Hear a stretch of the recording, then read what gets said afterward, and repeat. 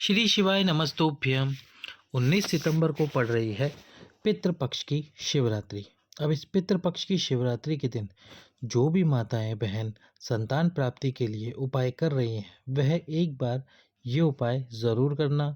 पितृपक्ष की शिवरात्रि के दिन आपको ये उपाय ज़रूर करना है। केवल छोटा सा ये उपाय है जो आपको करना होगा, और पितृपक्ष की शिवरात्रि के दिन आप पूरे दिन कभी भी ये उपाय कर सकते हैं। कैसे करना है आपको ये उपाय, चलिए तो वीडियो शुरू करते हैं। पितृपक्ष की शिवरात्रि वाले दिन किया जाने वाला ये विशेष उपाय। तो उस दिन आपको पार्थिव शिवलिंग का निर्माण करना है। किसका शिवलिंग का? पार्थिव शिवलिंग का निर्माण करना है। अब ये जो पार्थिव शिवलिंग आप बनाओगे, तो जैसे आप पार्थिव शिवलिंग बनाते हो वैसे पार्थिव शिवलिंग बनाना।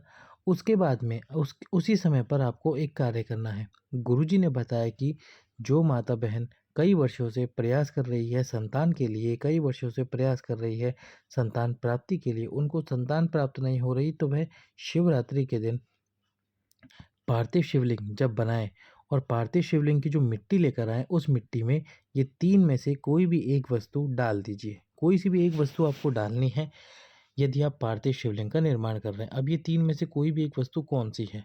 तो सबसे पहले जब आप पार्थिव शिवलिंग की मिट्टी को लेकर आएंगे, तो यदि आपके पास में देसी गाय का दूध है, देसी गाय का यदि दूध है तो उसको डाल दीजिए। वो नहीं है, देसी गाय के दूध से बना हुआ यदि मक्खन है तो आप मक्खन को डाल सकते हैं। और यदि देसी गाय के दूध से बना हुआ घी है आपके पास तो आप घी डाल सकते हैं। यदि दूध नहीं है तो फिर आप घी डाल दीजिए, घी भी नहीं है तो मक्खन डाल दीजिए। इन तीनों में से कोई भी एक वस्तु आपको उस मिट्टी में डालनी है जिस मिट्टी से आप पार्थिव शिवलिंग का निर्माण करने वाले हो।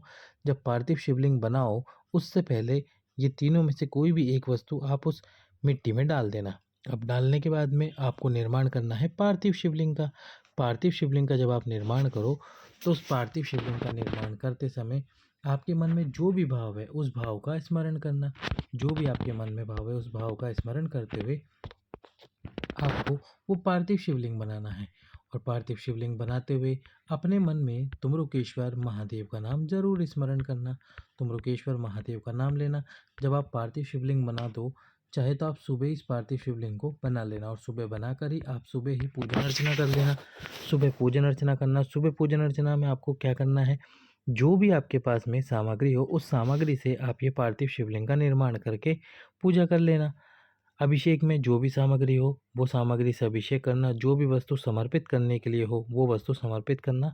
बस एक बात का ध्यान रखना, एक सफ़ेद पुष्प, एक सफ़ेद फूल शिवलिंग के ऊपर जरूर समर्पित करना। एक सफ़ेद फूल शिवलिंग पे जरूर समर्पित करना। शिवलिंग पे सफ़ेद फूल समर्पित करके अपनी कामना बोलना, तुमरुका जी का नाम लेना।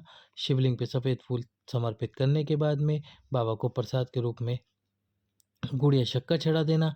और यदि आपने प्रसाद बनाया तो आप वह भी चढ़ा सकते हैं, या आप मार्केट से प्रसाद लाकर भी चढ़ा सकते हैं।